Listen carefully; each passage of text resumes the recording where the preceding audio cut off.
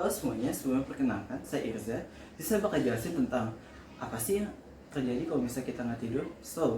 Sebelum kita lanjut ke pembahasan tersebut, kita harus tahu tidur dulu itu apa. Nah, tidur, aku bisa bilang seperti suatu kondisi di mana kita beristirahat. Atau secara medikal termnya, tidur itu bisa dibilang sebagai suatu kondisi di mana kita kehilangan kesadaran dan juga kehilangan kemampuan untuk merasakan stimuli di sekitar kita. Selanjutnya aku bakal bahas ke fungsi tidur terhadap otak dan apa pengaruhnya kalau misalnya kita nggak tidur. Tidur itu cukup membantu otak untuk mengingat suatu memori. Bisa dibilang seperti kertas ini adalah sebuah memori dan otak adalah arsipnya. Tidur akan membantu untuk otak bisa mengingat si memori tersebut. Jadi si kertasnya akan lebih mudah masuk ke dalam si arsip. Apa yang terjadi kalau kita nggak tidur? Arsipnya bakal tertutup. Kalau arsipnya tutup, gimana cara si kertas untuk masuk? Gak bisa, akan susah untuk masuk.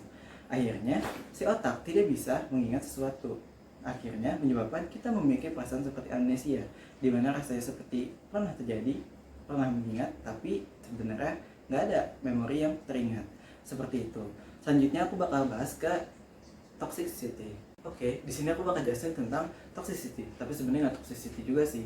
Jadi saat kita nggak tidur, di otak kita ada suatu protein toksik yang bakal meningkat jumlahnya. Toxic protein itu disebut sebagai amygdaloid. Dimana si amygdaloid ini kalau misalnya nggak tidur itu bakal bertambah jumlahnya dan akhirnya nyebabin plak. Tahu lah ya plak apa. Nah, apa hubungannya dengan tidur? Nah, saat kita tidur si plak ini bakal bisa dibilang kalau misalnya ada pipa terus ada plak, saat kita tidur si pipanya itu akan ngalirin air dan ngebawa plaknya keluar. Jadi saluran itu bakal kosong. Nah, itulah fungsi tidur terhadap toksisitas tersebut atau fungsi tidur terhadap brain tersebut. Cuman kalau misalnya kita nggak tidur, maka si plaknya bakal nambah-nambah terus dan akhirnya nyebabin si pipa tersebut tertutup oleh plak. Terus apa dong sebabnya kalau misalnya kayak gitu? Nah, kalau misalnya kayak gitu, maka si brainnya tidak bisa berfungsi dengan baik. Akhirnya seseorang akan kesulitan juga untuk mengingat memori seperti yang tadi sama sebelumnya. Jadi itu bisa jadi juga salah satu penyebab dari Alzheimer. Nah, selanjutnya aku bakal lanjut ke bagian sex reproduction. Di sini aku bakal jelasin tentang sex reproduction dan hubungannya dengan tidur. Sebenarnya nggak full sih tentang sex reproduction dan hubungannya tentang tidur. Cuman lebih ngarah ke hormonnya. Anggap ada seorang laki-laki, dia tidurnya cuma 5-6 jam sehari. Akibat dari hal itu, dia kalau misalnya diteliti, jumlah hormon testosteronnya, tahu lah ya hormon testosteron apa, bisa meningkat sampai sebanyak orang yang 10 tahun lebih dia. Bayangin, kalian bisa tua sampai hampir 10 tahun cuma gara-gara nggak tidur. Cuman tuanya nggak dalam arti yang tua beneran. Tuanya itu dalam arti tua dalam segi fertilitas dan juga dalam hormonnya, kayak gitu. Tadi kan aku bilang ya, aku bakal jelasin tentang hubungan dengan hal lainnya. Maksudnya itu hubungan tentang kerja. Jadi kalau misalnya kita kerja kemalaman atau ngelakuin sesuatu aktivitas sampai kemalaman, dan akhirnya jumlah waktu tidur kita berkurang, itu bakal mempengaruhi ke imun sistem kita. Berdasarkan penelitian, kalau misalnya kita tidurnya kurang, si imun sistem kita itu bakal decrease sampai 70%. Nah, imun sistem yang dimaksud di sini adalah natural killer cell. Di mana si natural killer cell ini juga sangat penting fungsinya untuk melawan kanker. Nah, maka dari itu seperti yang tadi aku sebutin, kan bakal hubungannya sama kanker ya. Nah iya, jadi kalau misalnya nggak tidur, itu tuh bakal bisa nyebabin kanker. Berdasarkan WHO sendiri, di list jadi 3 yang kemungkinan kalau misalnya kita nggak tidur akan muncul kanker. Ada 3 tipe kanker yang bisa muncul. Yang pertama ada prostat kanker, ada breast cancer, dan juga ada bowel cancer.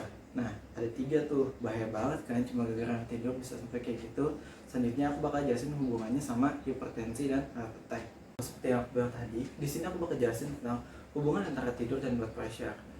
Blood pressure tuh maksudnya tekanan darah ya. Tahu lah ya tekanan darah. Nah, jadi hubungannya apa? Kalau misalnya kita tidur, saat tidur terlelap di malam hari, itu tuh kayak kita dapat kayak suatu obat buat blood pressure, buat kalau misalnya permasalahan blood pressure, tapi obat itu yang benar-benar bagus. Jadi obat itu bakal kayak benar-benar kayak bantu si kardiovaskular untuk mungkin si jantungnya bakal bikin si blood pressure itu menurun. Nah, itu bakal pokoknya nyesuaiin banget sama kondisi tubuh kita saat lagi relax.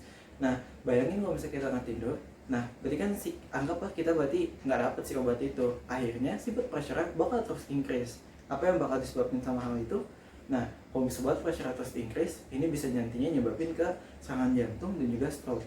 Mau tahu berapa persen kira-kira resikonya?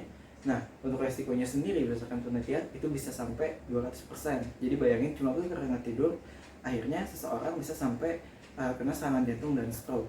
Nah, sebenarnya ada banyak hal lagi yang bisa aku jelasin tentang ini, cuma mungkin untuk kesediaan waktunya juga jadinya mungkin cuma segini aja. Nanti kalau misalnya ada yang salah atau gimana, mungkin bisa dikasih tahu aja di komen. Terus mungkin juga bisa bantu like. Intinya terima kasih atas kesempatannya karena sudah mendengarkan. Terima kasih banyak.